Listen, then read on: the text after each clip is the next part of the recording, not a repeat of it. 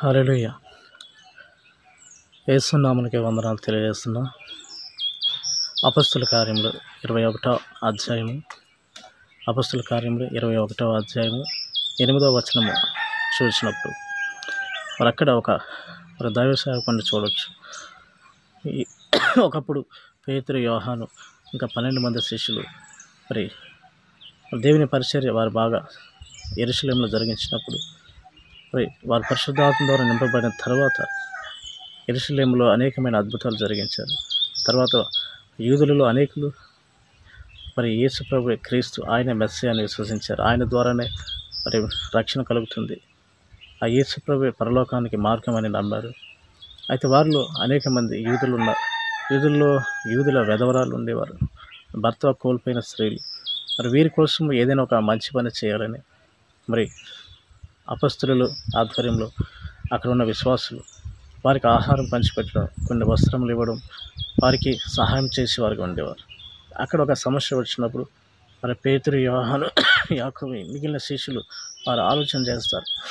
మరి మీలో కొంతమందిని 7 ఏర్పాటు చేసుకుని అంటాడు.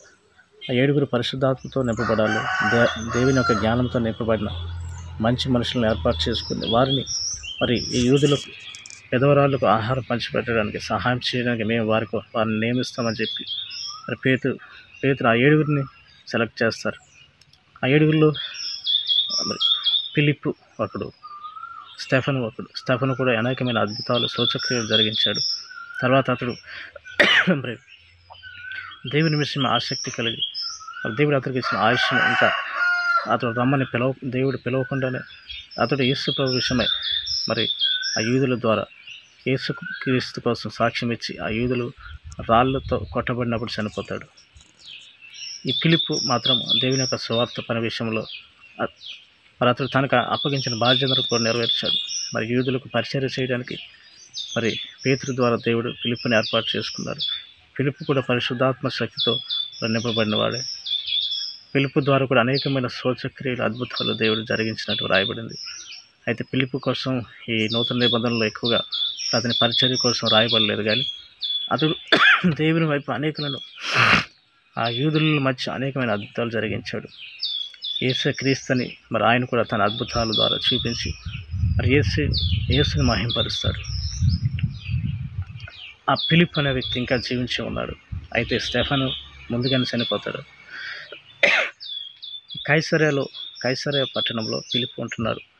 మరి అతడు దేవుని యొక్క సువార్త చేసే సేవకుడని పిలువబడుతున్నాడు. సువార్థికుడైన ఫిలిప్పు అని రాయబడి ఉంటుంది. ఆయన సువార్థికుడిగా తన జీవితం మరి కొనసాగిస్తున్నాడు. మధ్యలో దేవుని విడిచిపెట్టలేదు. అతనికి కుటుంబం కూడా ఉంది. ఆ కుటుంబాన్ని దేవుని పరిచర్యలో నడిపిస్తున్నాడు.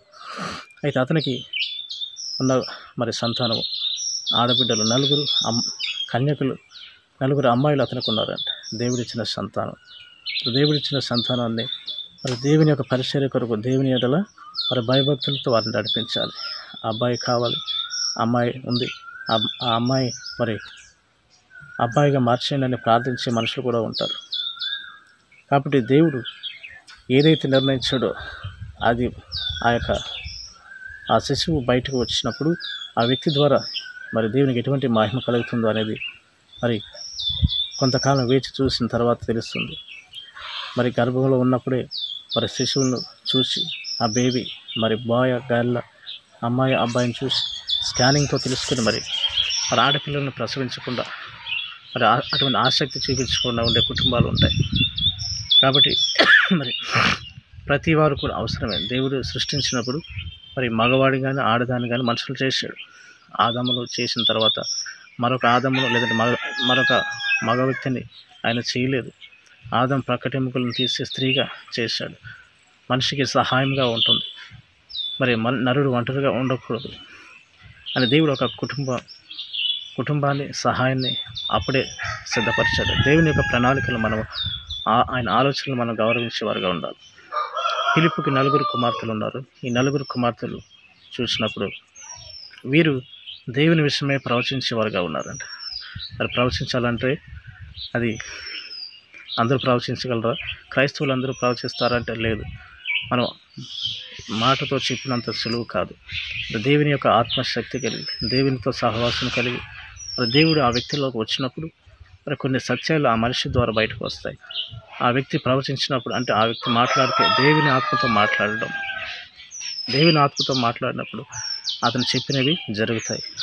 అతను చెప్పినవి జరగకపోతే అతడు దేవుని ఆత్మతో మాట్లాడట్లేదు, కానీ తనలో ఉన్న సొంత ఆలోచనతో లేదంటే అహంకారంతో మాట్లాడాడు. తనను తాను గొప్ప చేసుకొని ప్రయత్నించి మరి అవి నెరవేరకుండా మరి సిగ్గుపడే పరిస్థితి వచ్చిందని తెలుసుకోవాలి. కాబట్టి వీరు ఈ పరిశుద్ధాత్మ శక్తి పొందుకుని ఫిలిప్పు యొక్క కుమార్తెలు ప్రవచించడం మొదలు పెడుతున్నారు. వారు ప్రార్థిస్తే చాలు, మరి దేవుడు వారి నోటి నుండి మరి కొన్ని మాటలు పలికిస్తాడు. సంతానం లేని వాళ్ళు సంతానం పొందుకుంటున్నారు, వ్యాధితో ఉన్న వాళ్ళు స్వస్థత పొందుతున్నారు. మరి వారి యొక్క జీవితంలో వారు చేయవలసిన పనులు, మరి ఏ పని చేయాలి అనేది ఆ యొక్క ఫిలిప్పు కుమార్తెలు ప్రార్థించినప్పుడు ఆ సంఘంలో ఉన్న అనేకులు మరి ఆ దేవుని యొక్క మార్గాన్ని తెలుసుకుంటున్నారు. మరి ఇలాగ వాళ్ళు ఫిలిప్పు యొక్క కుమార్తెలు బహుగా ఎంతో గొప్పగా వాడబడుచున్నారు, దేవుని మహిమపరుస్తున్నారు. వాళ్ళు ప్రార్థించేవారుగా ఉన్నారు. ఆ వయసులో ఆ కన్యకులు అని వ్రాయబడింది. మరి ఆ వయసులో యవన ప్రాయంలో ఉన్న అమ్మాయిలు వారి సౌందర్యం కోసం కానీ వారి అందం కోసం కానీ మరి ఎక్కువగా ఆలోచించే వాళ్ళుగా ఉంటారు. ఇంకా ఎవరిని వివాహం చేసుకోవాలి, ఎటువంటి వ్యక్తిని వివాహం చేసుకోవాలి, ఇటువంటి ఆలోచనలు ఉంటాయి. మరి దేవుడు కూడా వివాహం చేసుకోమని చెప్తాడు. అయితే వీళ్ళు మరి వాళ్ళు ఆ దేవుని జ్ఞాపం చేసుకున్నారు. ఈ శరీరాలతో దేవుని మహిమపరుద్దాం. ముందు దేవుని యొక్క పని మనం చేసి దేవుని పరిచయం చేస్తే మరి మనకు కావలసిన భర్తలను ఆ దేవుడే మన కొరకు ఏర్పాటు చేస్తాడని ఒక దేవుని యొక్క ఆలోచనలో దేవునికి వారి యొక్క జీవితం, దేవుని చేతులు వారి జీవితం పెట్టడం జరిగింది. కాబట్టి క్రైస్తవులు అయిన మనం అనేక మంది యవనస్తులు మన కుటుంబాల్లో ఉంటారు. మరి వారు మొదటగా తెలుసుకోవాల్సింది దేవుని ఆలోచన కొరకు మనం ఎదురు చూడాలి. మీరు చదివిన చదువుల్లో మరి ఏ సబ్జెక్ట్ తీసుకోవాలి, లేదంటే ఏ కాలేజీలో జాయిన్ అవ్వాలి, మరి ఏ కోర్సు చదవాలి, ఇవన్నీ కూడా మనం ప్రార్థించి తెలుసుకున్నప్పుడు దేవుడు మనకు ఆలోచన కలిగిస్తాడు. అప్పుడు మనం చదివిన సబ్జెక్టు దానిలో మనం ఉత్తీర్ణతలై ఉపాధి పొందుకునే వారుగా ఉంటాం.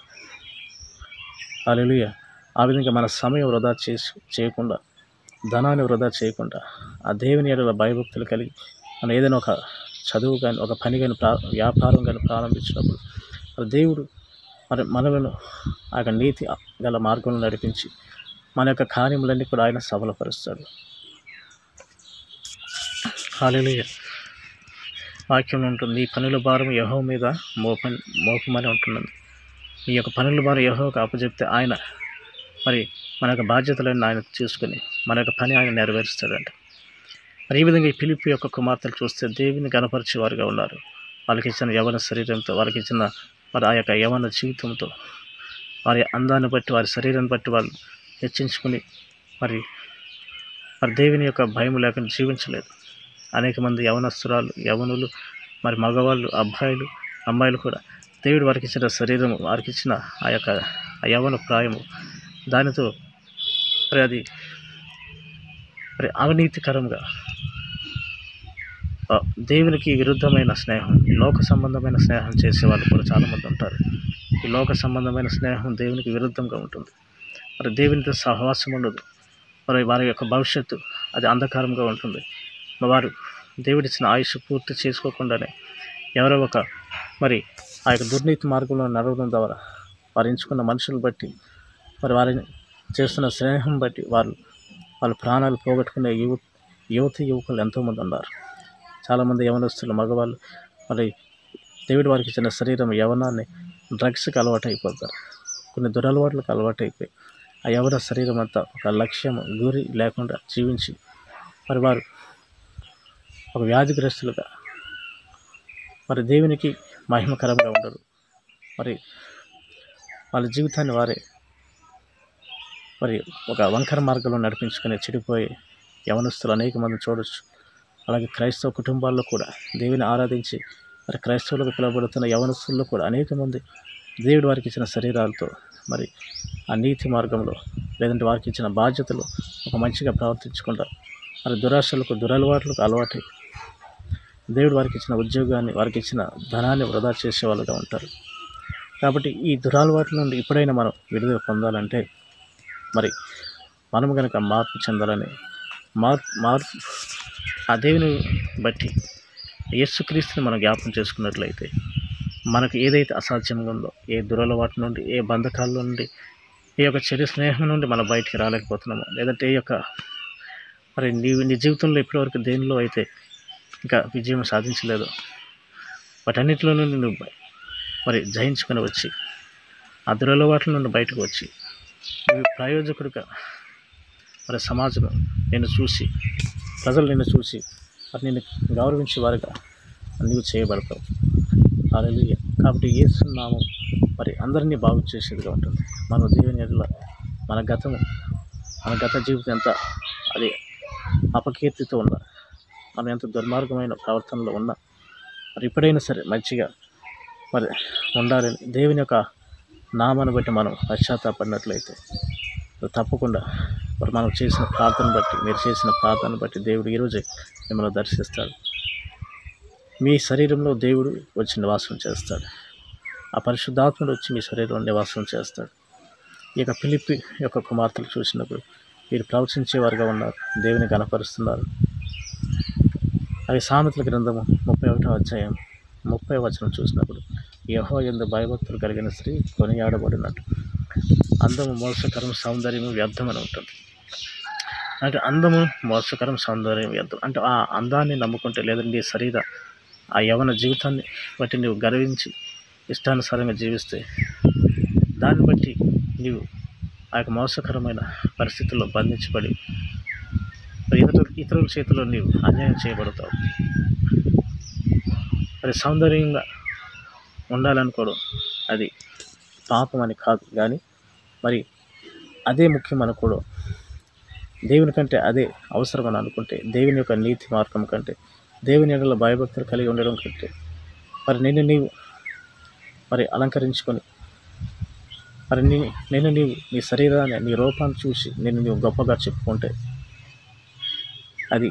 అది మాత్రమే కాదు, అది మనుషులు దానినే కోరుకుంటారు, ఆ విధంగా మనుషుల దృష్టిలో బాగా కనబడాలని కాదు, కానీ దేవుని దృష్టిలో మనము మార్పు చెందిన వారుగా, మరి హృదయంలో మార్పు కలిగిన వారుగా ఉన్నట్లయితే, మరి దేవుని యొక్క అధికారానికి మనం ఒప్పుకున్నట్లయితే అప్పుడు మరి మనలో దేవుడు తన యొక్క పరిశుద్ధాత్మ శక్తిని ఉంచుతాడు. హల్లెలూయా. కాబట్టి మనకిచ్చిన శరీరం, మనకిచ్చిన యవనంతో మరి దేవుని క్రియలు మన యవనంలో, మన యొక్క ప్రవర్తనలో కనబడాలి. అప్పుడు మన ద్వారా మరి మిమ్మల్ని కనిన తల్లిదండ్రులకు వారు సంతోషించేవారుగా ఉంటారు. మరి దేవుని ద్వారా మీరు లోకానికి ఒక వెలుగుగా ఉంటారు, లోకానికి మీరు సాక్ష్యం ఇచ్చేవారుగా ఉంటారు. హల్లెలూయా. కాబట్టి మరి దేవుడు మనకు కూడా ఈ వాక్యం వింటున్న యవనస్తులు, యవనరాలకు దేవుడు మిమ్మల్ని కూడా మరి తన యొక్క శక్తితో నింపాలనుకుంటున్నారు, తన పరిశుద్ధాత్మ ద్వారా నింపి మరి మీరు మీ యొక్క బాధ్యతలు, అది వ్యాపారం చేసిన, చదివిన, ఉద్యోగం చేసిన మరి దానిలో మీ శరీరంతో దేవుని మహిమపరుస్తారు. ఆ విధంగా మీ యొక్క బాధ్యతల్లో మీరు అభివృద్ధి చెంది మరి దేవుని ద్వారా మీరు పనిచేస్తున్న స్థలాల్లో మీరు ఒక మంచి సాక్ష్యం కలిగి ఉంటారు, మీరు ఆశీర్వదించబడిన మనుషులుగా ఉంటారు. కాబట్టి మనము మొదట మరి దేవుని యొక్క మరి వాక్యానికి మనం ప్రాధాన్యత ఇస్తే, మరి దేవుని యొక్క అధికారానికి మనం లోబడితే మరి తప్పకుండా మీరు మీ యొక్క జీవితంలో, మీ కెరీర్లో మరి మీరు అనుకున్న జాబ్, లేదంటే ఏ యొక్క ఉద్యోగం కోసం ప్రయత్నిస్తున్నారు, వాటన్నిటిలో కూడా మీరు మరి దేవుడిచ్చిన జ్ఞానంతో మీరు ఆ యొక్క ఉద్యోగం పొందుకుని ఆ వచ్చిన ధనంలో మరి న్యాయం చేయడానికి ప్రయత్నం చేయాలి. హల్లెలూయా. ఆ ధనము సంపాదించిన తర్వాత ఆ డబ్బుతో మరి దుర్వ్యసనాలు అలవాటైన యవనస్తులు కూడా ఉంటారు. ఆ విధంగా చేయడం కాదు, కానీ దేవుడు మనకి ఇచ్చిన దానితో మరి దేవుని విషయమై ఏదైనా ఒక మంచి పని చేసేవారుగా ఉండాలి, లేని వారికి, పేదవారిని కనికరించేవారుగా ఉండాలి. మిమ్మల్ని కనిన తల్లిదండ్రులకు మరియు వారికి కేర్ తీసుకునే వారుగా ఉండాలి. వారి మంచి చెడులు చూసేవారుగా ఉన్నప్పుడు వాక్యంలో ఉంటుంది, నీ తల్లిదండ్రులను మరి ముదిమి వయసులో వారిని వెన్నాడకూడదు. అంటే వృద్ధాప్యంలో వారిని జ్ఞాపకం చేసుకో, వారిని విడిచిపెట్టుకొని మరి ఆ పిల్లలకు దేవుడు బైబిల్ ద్వారా తెలియజేస్తున్నాడు. ఆ విధంగా మనం దేవుని యెడల భయభక్తులు కలిగి జీవించాలి. ఇంకా మరి ఎక్కువ సంవత్సరాలు బ్రతకాలంటే వాక్యంలో రాయబడి నీ తల్లిదండ్రులను, నిన్ను కన్న తల్లిదండ్రులను సన్మానించు అంటుంది.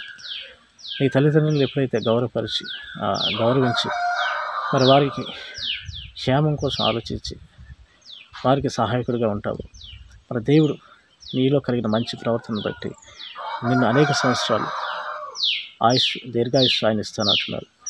మరి ఈ విధంగా మరి ఫిలిప్పు అనే సువార్తికుడు అతని యొక్క కుటుంబం కోసం మనం తెలుసుకున్నాం. దేవుడు అతనికి ఇచ్చిన 4 కుమార్తెల విషయమై అతడు బాధ్యత కలిగి ఆ దేవుని సహవాసంలో వారిని నడిపించాడు. మరి దేవుడు వారికి ఆ 4 కుమార్తెలకు 4 భర్తలు ఇచ్చి ఉండొచ్చు. వారు భవిష్యత్తులో ఒక మంచి కుటుంబంగా ఏర్పాటు చేయబడి ఉంటారు. హల్లెలూయా. కాబట్టి మరి మనకు కలిగిన ప్రతి భయములన్నిటి నుండి ఆ దేవుడే మనకు విడుదల కలిగించి మరి ఆయన యొక్క మార్గం ద్వారా మన భవిష్యత్తు దేవుడే నిర్ణయిస్తాడు. అయితే మనము చేయవలసిన పనులు మనం చేస్తూ ఆ దేవుని యొక్క మార్గంలో మనం నడిచినట్లయితే మరి ఒక మంచి రోజులు మన జీవితంలో మనం చూడగలము. ఇంకా లోకానికి, ఇంకా సంఘానికి, ఏ సంఘంకి వెళ్తావు, ఏ చర్చికి వెళ్తావు, ఆ చర్చిలో మరి నీకోసం మరి నీవు మంచిగా మరి పాటలు పాడే టాలెంట్ ఉండొచ్చు. మరి కొంతమంది మరి దేవుని యొక్క వాక్యాలు జ్ఞాపకం చేసుకుని వాటిని వివరించే విధంగా ఉంటారు. మరి కొంతమంది దర్శనాలు చూసే వాళ్ళుగా ఉంటారు. చాలామంది యవనస్తులు ప్రార్థిస్తే దేవుడు వారి జీవితంలో జరగబోయే తెలియజేస్తారు. అలాగే వాళ్ళు ఇతరులకి జరగబోయే విషయాలు దేవుని మార్గాలను తెలియజేసేవారుగా ఉంటారు. కాబట్టి నిన్ను దేవుడు మరి అటువంటి ఆలోచనలు, అటువంటి దైవశక్తి కొరకు ఈరోజు ప్రార్థించు. తప్పకుండా దేవుడు నీవు అనేకుల ద్వారా గౌరవించబడే వ్యక్తిగా ఉంటావు. నీవు అనేకులకు మార్గం చూపేవారుగా ఉంటావు. ఆ పరిశుద్ధాత్మ శక్తి కొరకు నువ్వు ప్రార్థించాలి. ఈ ఫిలిప్పు కుమార్తెలు 4 మరి ప్రవచించారంటే దానికి కారణం ఏంటి? పరిశుద్ధాత్మ శక్తి. ఇది ఏ విధంగా కలుగుతుందని మనం చూసినప్పుడు మరి పౌలు అపొస్తలుల కార్యములు 19వ అధ్యాయము లేదంటే 18వ అధ్యాయం మనం చూసినప్పుడు అక్కడ ఉంటుంది. మరి ఆయన ఒక ప్రాంతానికి వెళ్తాడు, ఎఫెసు అనే ప్రాంతానికి వెళ్ళి మరి వారి విషయమై వారు ఇంతకుముందే వారు రక్షింపబడతారు. అపొస్తలులు 12 మంది శిష్యుల ద్వారా వాళ్ళు చేసిన అద్భుతాలు బట్టి. అయితే అక్కడికి వచ్చి ఆయన అడుగుతాడు, పౌలు అడిగేది మీరు పరిశుద్ధాత్మను పొందారా అంటాడు. వారు మేము పొందలేదు, పరిశుద్ధాత్మ అంటే మాకు తెలియదు అంటారు. అయితే అప్పుడు పౌలు ఏం చేస్తాడంటే వారి మీద చేతుల నుంచి ప్రార్థిస్తాడంట. వాళ్ళు ప్రార్థించిన వెంటనే అక్కడ ఏం జరిగింది బైబిల్లో రాయబడింది. వాళ్ళు పరిశుద్ధాత్మ పొందుకున్నారు. ఇంకా భాషలతో మాట్లాడి ప్రవచించడం మొదలుపెట్టారంట. హల్లెలూయా. ఎప్పుడు మొదలుపెట్టారు? వాళ్ళు పరిశుద్ధాత్మ అనే వరము, ఆ శక్తిని ఆ దేవుని నుండి పొందుకున్నప్పుడు పౌలు ప్రార్థించడం ద్వారా పొందుకున్నారు. తర్వాత వారికి తెలియని భాషలతో దేవుని స్తుతించారు. ఇంకా ప్రవచించడం మొదలుపెట్టారు. అంటే జరగబోయే విషయాలు తెలియజేస్తున్నారు. జరిగిన ఇంకా వర్తమాన కాలంలో ఏం జరుగుతాయి, భవిష్యత్తులో ఏ విధంగా అక్కడ ఆ యొక్క పరిపాలన, ఆ యొక్క ప్రజల యొక్క సమస్యలు ఏ విధంగా ఉంటాయి, సంఘం ఏ విధంగా అభివృద్ధి చెందుతుంది, దేవుడు ఎటువంటి అద్భుతాలు చేయగలడు వాళ్ళు పలికినప్పుడు ఆ మాటలు దేవుడు నెరవేర్చాడు. అలాగే పరిశుద్ధాత్మ అనేది మరి మనం ప్రార్థించినప్పుడు కూడా దేవుని నుండి మనం పొందుకోవచ్చు. అపొస్తలులు మేడగదిలో ప్రార్థించారు. యేసుక్రీస్తు శిష్యులు ఇంకా 120 మంది ఆ మేడగదిలో పెంతెకొస్తు అనే దినమున ప్రార్థించినప్పుడు మరి అకస్మాత్తుగా చాలా దినాలు ప్రార్థించిన తర్వాత దేవుని శక్తి ఆకాశం నుండి వచ్చింది, పెద్ద శబ్దం వచ్చింది. అప్పుడు దేవుని ఆత్మతో వాళ్ళు నింపబడ్డారు. వారు అన్య భాషలతో మాట్లాడారు. దేవుడు పరిశుద్ధాత్ముడు వాళ్ళ మీద రాలినప్పుడు వారు దైవశక్తితో నింపబడ్డారు, ప్రవచించడం మొదలుపెట్టారు. ఈ విధంగా దేవుని యొక్క ఆత్మతో మనం నింపబడితేనే మనం ప్రవచించగలం, లేనట్లయితే అది అసాధ్యము. కాబట్టి మనం మార్పు చెందుదాం, దేవుని శక్తి కొరకు ఎదురు చూద్దాం. మరి దేవుడు మనలో ఉండి పనిచేసి మన ద్వారా అనేకులను మరి దేవుని యొక్క రాజ్యానికి మనం నడిపించేవారుగా చేస్తాడు. మనం అనేకులకు సాక్షులుగా, వెలుగుగా ఉండే విధంగా మరి దేవుడు మనలను సిద్ధపరుస్తాడు. ఆమేన్.